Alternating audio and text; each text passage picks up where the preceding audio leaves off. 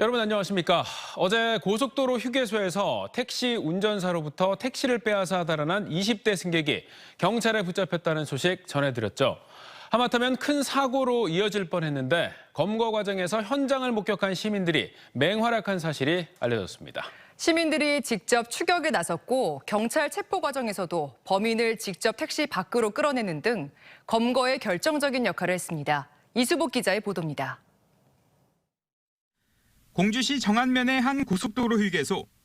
20대 남성 A씨가 택시기사와 몸싸움을 벌이더니 택시 운전대를 잡습니다. 이어 뒷차를 들이받은 뒤 그대로 달아납니다. 안에서 몸싸움을 벌이던 택시기사는 도로가로 튕겨져 나갑니다. 이곳에서 택시 탈취 현장을 목격한 뒷차 운전자는 그대로 도주 차량을 뒤쫓기 시작했습니다. 40여 분 동안 60km가량을 아슬아슬 고개 운전하며 이어진 추격전.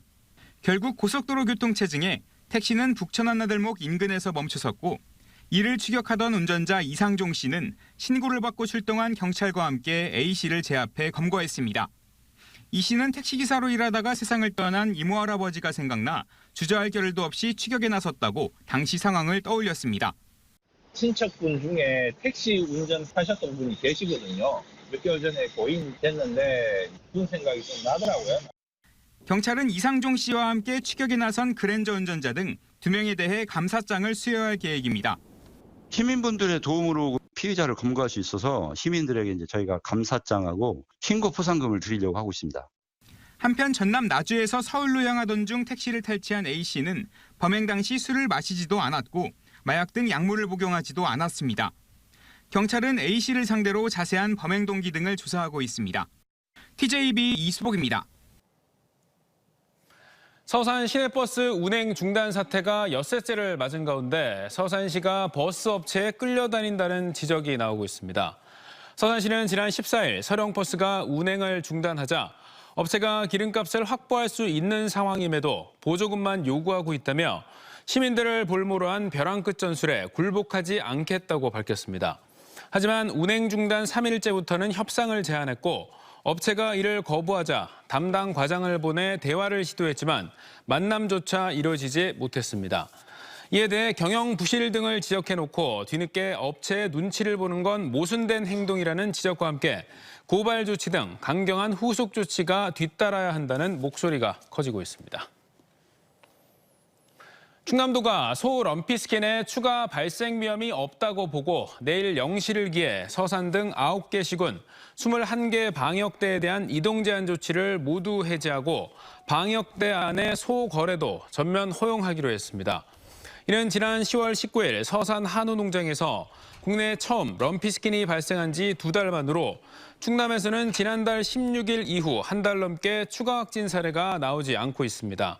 그동안 충남은 도내 9개 시군 41개 농가에서 럼피스킨이 발생해 소 1,797마리가 살처분됐고 12,000여 농가에서 52만 6천여 마리에 대한 긴급 예방접종이 이뤄진 바 있습니다.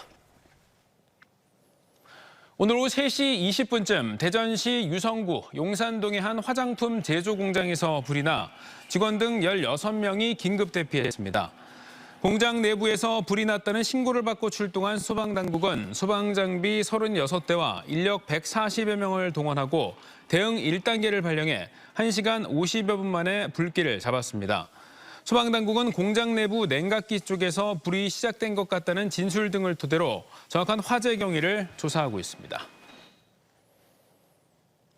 지난 9월 대전 도시공사 직원들의 외유성 해외 출장과 방만 경영 의혹에 대해 저희 TJB가 단독으로 전해드린 바 있는데요.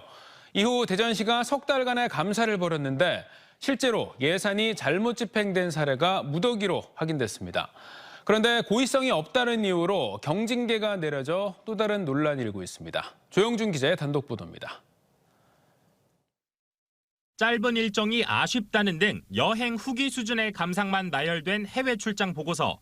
전체 70%가량이 사용처가 불분명한 직원 격려로 사용된 업무 추진비.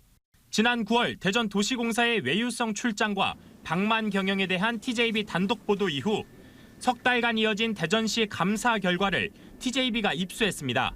지난 2월 본 예산에 편성되지 않아 집행할 수 없었던 1억 6,500만 원 규모의 유성광역복합환승센터 관련 사업을 우선 집행한 뒤 이를 5월 추경 예산으로 뒤늦게 편성하는가 하면 직원 격려와 신입사원 선물 구매에 업무 추진비 대신 행사 운영비를 사용하는 등 올해 1월부터 8월까지 모두 20여 건 3억 원가량의 예산이 잘못 집행된 사실이 드러났습니다. 본 예산에 책정되지 않은 예산을 사용을 하고 추경 예산으로 사용한 것은 실제 위법한 내용으로 보여지고요. 대전시 감사위원회는 이 같은 결과를 지난주 공사에 통보하며 담당 직원 10명에 대해 주의 처분만을 요구했습니다. 감사 결과 잘못이 확인됐음에도 감봉이나 견책 등 실질적인 징계 없이 훈계보다도 경미한 주의 처분을 내린 겁니다. 대전시 감사위원회는 해당 직원들이 고의적으로 예산을 잘못 집행한 건 아닌 걸로 보인다고 해명했습니다. 이제 업무하면서 부득이하게 상황이 이제 어쩔 수 없이 이렇게 할 수밖에 없었던 상황이 있었더라고요. 대전도시공사는 지난주 감사 결과를 통보받았다며 부서별로 현재 내용을 들여다보고 있어 재심의 여부는 아직 결정된 바 없다고 설명했습니다. TJB 조형준입니다.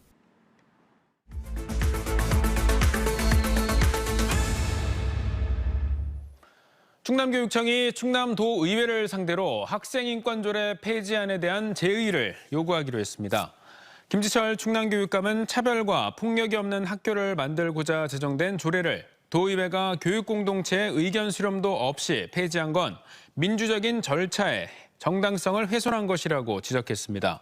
특히 전국에서 발생하고 있는 교권 침해가 7개 시도가 운영 중인 교육청 인권조례 때문이라는 주장은 지나친 비약이라고 강조했습니다.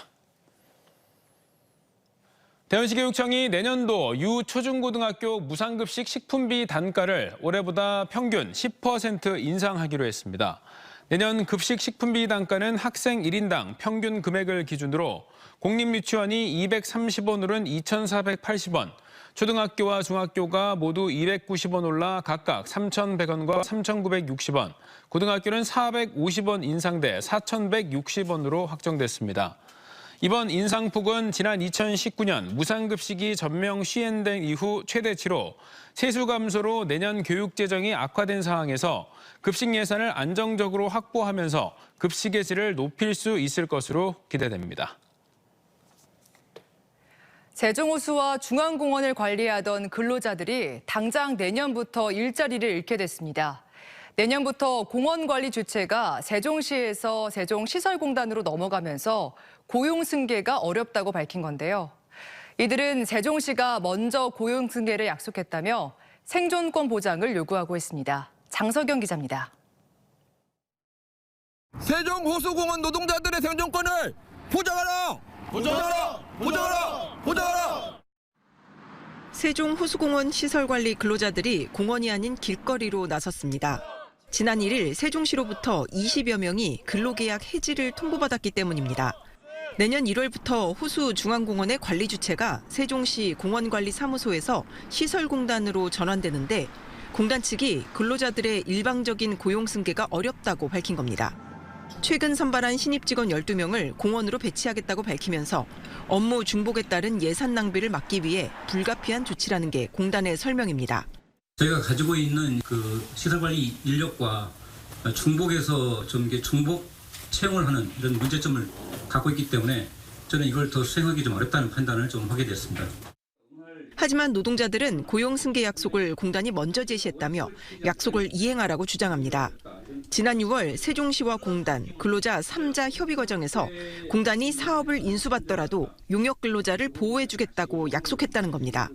신규 채용 과정에서도 기존 근로자들이 채용될 수 있도록 돕겠다고 해놓고 어떤 배려도 없었다는 겁니다.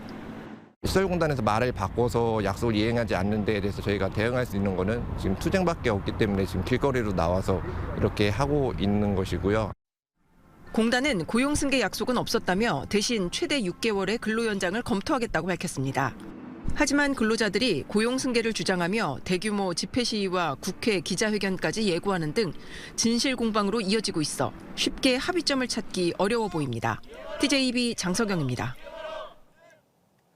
무면허로 운전을 하다 길을 건너던 20대를 들이받아 숨지게 한 혐의로 기소된 10대에게 실형이 확정됐습니다. 17살 A군은 지난 1월 공주 신관동의 시외버스터미널 앞 교차로에서 무면허 상태로 밀린 차량을 타고 신호를 위반하며 달리다 길을 건너던 20대 대학생을 치어 숨지게 한 혐의로 재판에 넘겨져 징역 장기 3년과 단기 2년을 선고받았습니다. 재판부는 A군이 호기심으로 무면허 운전을 반복했다며 죄질이 나쁘다고 판시했고 A군이 상고하지 않으며 실형이 확정됐습니다. 새벽 시간 귀가하던 여성을 오토바이로 납치해 성폭행하고 금품을 빼앗은 혐의로 1심에서 실형을 선고받은 중학생이 판결에 불복해 항소했습니다. 15살 A군은 지난 10월 논산 시내에서 귀가하던 40대 여성을 오토바이에 태운 뒤 성폭행하고 현금 등을 빼앗아 달아난 혐의로 1심에서 징역 장기 10년, 단기 5년을 선고받았습니다. A군은 형량이 너무 무겁다는 입장을 보이는 가운데 앞서 검찰은 형이 너무 가볍다며 항소를 제기했습니다. 스마트 공장 같은 차세대 산업 현장에선 5G 통신망이 필수적이지만 전송 거리가 짧고 기지국 설치 비용이 비싸 현장 이용자들의 불만이 컸는데요. 이런 문제를 해결하기 위한 소형 기지국 스몰셀이 대안으로 떠오르고 있는 가운데 국내 연구진이 세계 최고 수준 속도의 스몰셀 기지국 기술을 개발했습니다. 김철진 기자입니다. 50대의 스마트폰에서 고화질 유튜브 영상이 끊김없이 재생됩니다. 속도를 측정하니 초당 3GB, 200~300명 정도가 동시에 유튜브 영상 시청이 가능한 수준입니다. 스마트폰에 연결된 건 바로 5G 통신망. 거대한 기지국 대신 통신 범위는 수십 미터로 짧지만 어디든 설치할 수 있는 태블릿 PC 크기의 작은 스몰셀 기지국으로 5G 환경을 구축한 겁니다. 특히 국내 연구진이 개발한 이중 연결성 스몰셀은 2개의 5G 주파수를 동시에 활용해 전송 속도 향상은 물론 기지국 부하도 줄일 수 있습니다. 사용자 입장에서의 전송 속도가 크게 향상되는 특징을 가장 크게 가질 수 있고요. 망 사업자 입장에서는 데이터 오프로딩을 하는데도 굉장히 큰 역할을 할 것으로 보입니다. 연구원 시연 결과 이중 연결 5G 스몰셀은 다운로드 시 초당 3기가, 업로드 시 초당 800메가로 세계 최고 수준의 속도를 선보였습니다. FHD급 대용량 영화 한 편을 1초 만에 전송받을 수 있는 겁니다. 특히 막대한 비용이 드는 5G 기지국 설치 대신 스몰셀을 이용하면 저렴한 비용으로 통신 음영 지역 없이 5G 통신이 가능해 고속, 대용량 데이터 전송이 필요한 스마트 공장이나 국방망 등에서 활용이 기대됩니다. 실내 자율 로봇 등을 구현하는 데 활용하는 5G 특화망을 구축하는 데 굉장히 효율적입니다. 22년 기준으로 스몰셀의 세계 시장 규모는 67억 달러로 연구원 측은 해당 기술이 즉각적인 상용화가 가능한 만큼 기술 이전을 통해 산업 현장에 곧바로 적용한다는 계획입니다. TJB 김철진입니다. 충남도가 시작한 일회용품 퇴출 정책에 도내 대기업들도 동참하기로 했습니다. 충남도는 오늘 도청 문예회관에서 동국제강과 삼성디스플레이, 중부발전 등 대기업과 공기업 등 14곳과 함께 일회용품 줄이기 업무 협약을 갖고 구내 매점과 카페, 식당 등에서 일회용품 대신 다회용기를 사용하는 데 노력하기로 했습니다. 충남에서는 지난 6월 도 본청이 청산의 다회용품 사용 의무화를 시작한 이후 15개 시군과 경찰, 교육청, 공공기관 등이 참여하고 있으며 충남도청의 경우 도청 내 플라스틱 폐기물 발생량이 지난해에 비해 절반 이상 감소한 것으로 나타났습니다. 대전 엑스포 시민광장 꿈돌이 야외 스케이트장이 오는 22일 문을 열고 내년 2월 4일까지 운영에 들어갑니다. 꿈돌이 야외 스케이트장은 쇼트트랙 국제 규격인 1,800제곱미터 규모의 아이스링크장과 아이스 튜브 슬라이드장을 새롭게 선보이며 에어바운스 2대가 설치된 체험 놀이존도 운영됩니다. 월요일을 빼고 주 6일간 오전 10시부터 오후 8시까지 운영되며 이용료는 1회 1시간 1,000원, 기초생활수급자, 등록장애인은 무료로 이용할 수 있습니다. 서천군이 전북 군산시와 손을 잡고 서해안 유인도에 수돗물 공급 사업을 추진합니다. 두 시군은 서천 유부도와 군산 계야도의 식순환 해결을 위해 군산시 소룡동에서 유부도를 거쳐 계야도를 잇는 육상 해저 관로 총 14.9km 설치 사업을 공동 추진하기로 했습니다. 내년부터 2027년까지 추진되는 이 사업에는 240억 원이 투입되며 군산시 소룡동에서 유부도 간 3km의 관로 설치는 2026년까지, 유부도에서 계야도 간 11.9km는 2027년까지 진행됩니다.